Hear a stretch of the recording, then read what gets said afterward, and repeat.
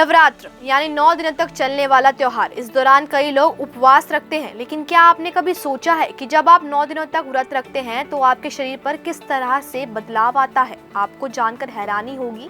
इसका सीधा असर सिर्फ आपके मन पर नहीं बल्कि आपके शरीर की अंदरूनी क्रियाओं पर भी पड़ता है।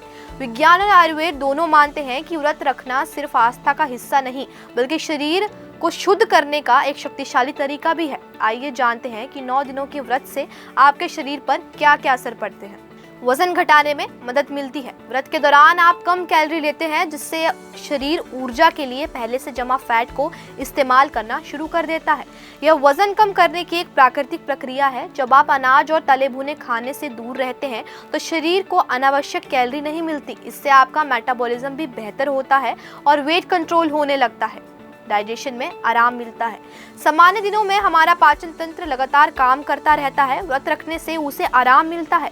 इससे आंतों की सफाई होती है और पाचन क्रिया से जुड़ी समस्याएं जैसे एसिडिटी, अपच कम होता है। जब शरीर को भोजन पचाने में कम मेहनत करनी पड़ती है तो वह अपनी ऊर्जा शरीर की अंदरूनी सफाई और मरम्मत में लगा पाता है, जिसे वैज्ञानिक भाषा में ऑटोफेगी कहते हैं। स्ट्रेस भी कम होता है। व्रत का असर सिर्फ शारीरिक नहीं बल्कि मानसिक भी होता है। यह मन को शांत करने में मदद करता है। हार्मोन कोर्टिसोल का स्तर कम होता है, साथ ही सेरोटोनिन का प्रोडक्शन बढ़ता है, जिससे आपका मन शांत और पॉजिटिव महसूस करता है।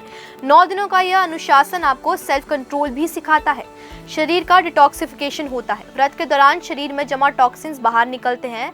यह एक तरह की नेचुरल डिटॉक्स प्रक्रिया है। जब आप फल, पानी और हल्का भोजन लेते हैं तो यह शरीर के अंदर की गंदगी बाहर निकालने में मदद करता है। इससे त्वचा भी चमक आती है और आप अंदर से तरोताजा महसूस करते हैं। इम्यूनिटी में सुधार होता है।